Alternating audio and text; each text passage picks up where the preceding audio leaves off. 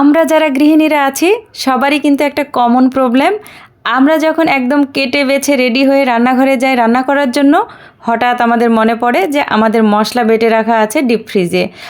তখন কিন্তু deep fridge থেকে মশলাটা বের করে আমাদেরকে সেই মশলার সাথে যুদ্ধ করে তারপরে কিন্তু রান্না করতে হয়। আসসালামু আলাইকুম, কেমন আছেন সবাই? তো আজকে আমি এই ডিপ ফ্রিজে মশলা রাখলেও এটা আপনারা চামচ দিয়ে অনায়াসে তুলে নিতে পারবেন এবং খুব সহজে রান্না করতে পারবেন, তার একটা নিনজা টেকনিক নিয়ে হাজির হলাম। এই নিনজা টেকনিকটা শিখতে হলে অবশ্যই আপনাকে পুরো ভিডিওটা দেখতে হবে। তো চলুন আজকে আমি আপনাদের সাথে শেয়ার করব ডিপ ফ্রিজে মশলা রাখবেন অথচ বরফ জমাবে না। তো আজকে আমি আপনাদের একদম শুরু থেকে দেখাবো। তো আজকে আমি দেখাবো রসুন ছেলার নিনজা টেকনিক। তো এটা এর আগেও আমি ভিডিওতে আপলোড করেছিলাম। তো এখন যারা আমার নতুন ফ্রেন্ড আছেন তাদের জন্য আবারও দেখাচ্ছি। তো প্রথমেই রসুনগুলা কুচি কুচি করে কেটে নিতে হবে, আর একসাথে আপনি 4-5 কেজি রসুন একাই কিন্তু ছিলে নিতে পারবেন। এইভাবে কেটে আপনারা চালের গুঁড়া দিয়ে সুন্দরভাবে ডলা দেবেন কোনো জায়গাতে রেখে, আর এরপর ঝেড়ে নেবেন, তাহলে কিন্তু একসাথে অনেকগুলা রসুন আপনারা ক্লিন করে নিতে পারবেন। আর আমি যেহেতু বাড়ি গেলে অনেকগুলা পরোটা বানিয়ে নিয়ে আসি, তো যার কারণে একসাথে 2 কেজি আটার পরোটা বানিয়ে নিয়ে এসেছি। আর আমি আজকে চলে এসেছি বাসায়। এই ভিডিওগুলো ছিল আমার বাবার বাড়ির, আর আজকে এখন দেখাবো আমার বাসার।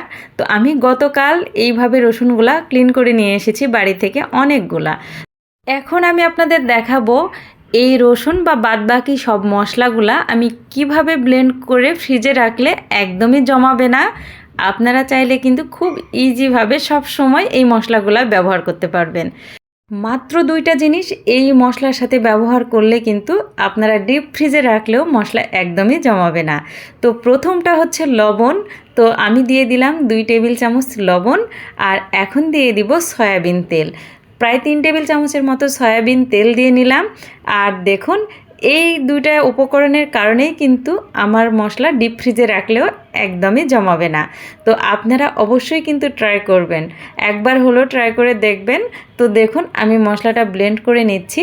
তেল দেওয়ার কারণে মশলাটা কিন্তু একটু ক্রিমি ভাব আসে, আর এটা অনেক স্মুথ থাকে। আর আমরা যেহেতু লবণ আর সয়াবিন তেল যে কোনো তরকারিতে ইউজ করি, যার কারণে আমাদের কিন্তু কোনো সমস্যাই হবে না। যেহেতু আমরা এগুলা খাই নিয়মিত তরকারিতে, তো এটা দিলে কোনো প্রবলেম নেই। তো দেখুন আমি রসুনগুলা কিন্তু সবগুলা বেটে নিয়েছি, আর সবগুলা আমি আলাদা আলাদা পটে করে রেখে দিব।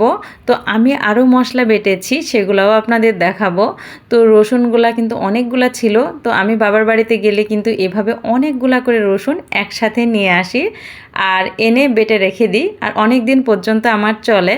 তো আমি ভাবলাম আমার যেহেতু সুবিধা হয়, তো আপনাদের সাথেও বিষয়টা একটু শেয়ার করি, আপনাদেরও অনেক উপকারে আসবে।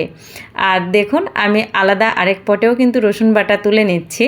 তো অনেকগুলা রসুন যেহেতু, তো একসাথেই বেটে নিলাম, বাইরে রাখলে গন্ধ হয়ে যাবে।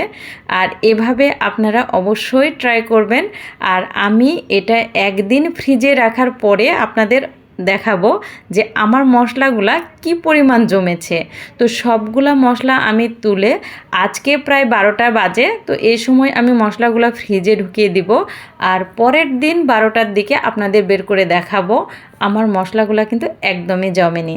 তো এই মশলাগুলো দেখুন আমি সব কিছু রেডি করে নিয়েছি, আর এটা আমি ডিপ ফ্রিজে রেখে দিব। তো ডিপ ফ্রিজ থেকে বের করে পরের দিন আমি আপনাদের সাথে এটা আবারও শেয়ার করছি। তো এই তো আমি সব মশলাগুলো কিন্তু ডিপ ফ্রিজ থেকে বের করে নিয়েছি, আর দেখে আপনারা অবশ্যই বুঝতে পারছেন। তো এখন বাজে বেলা 12টা 15। তো একদিন পরে আমি আপনাদের দেখাবো আমার মশলাগুলা আসলে জমেছে কিনা। একদিন পরে আমার মশলার কি অবস্থা দেখুন, সবগুলা কিন্তু চামচ দিয়ে ইজিভাবে কেটে নেওয়া যাচ্ছে। তো আরও একটু কিন্তু জমাবে, এটা যেহেতু একদিন হয়েছে। তো একবারে যে আপনারা কেটে নিতে পারবেন না এরকম হবে না, তবে অনেকটা জমিয়ে গেলেও আপনারা চামচ দিয়ে ইজিলি তুলে নিতে পারবেন। তো দেখুন এভাবে রাখলে কিন্তু হঠাৎ করে আপনার বাসায় যদি মেহমান চলে আসে আর তাড়াহুড়া করে রান্না করতে হয়, আপনি কিন্তু খুব সহজেই এই মশলাগুলো বের করে রান্না করে নিতে পারবেন। তো দেখুন এটাতেও কিন্তু চামচ ঢুকে যাচ্ছে, সবগুলাই কিন্তু নরম আছে। তো আমি 2-3 দিন পরেও এটা দেখেছি মোটামুটি নরম ছিল, যেটা আমি খুব সহজেই চামচ দিয়ে তুলে নিতে পারবো। তো এটা ছিল বিরিয়ানির মশলা। তো আমি একসঙ্গে অনেকগুলা বেটে রেখেছিলাম, রোস্টে এবং বিরিয়ানিতে দেওয়া যাবে, যার কারণে তো এই তো দেখিয়ে দিলাম। তো আপনারা অবশ্যই ট্রাই করবেন। আর সবাই ভালো থাকবেন, সুস্থ থাকবেন আর আমার সাথেই থাকবেন। আল্লাহ হাফেজ।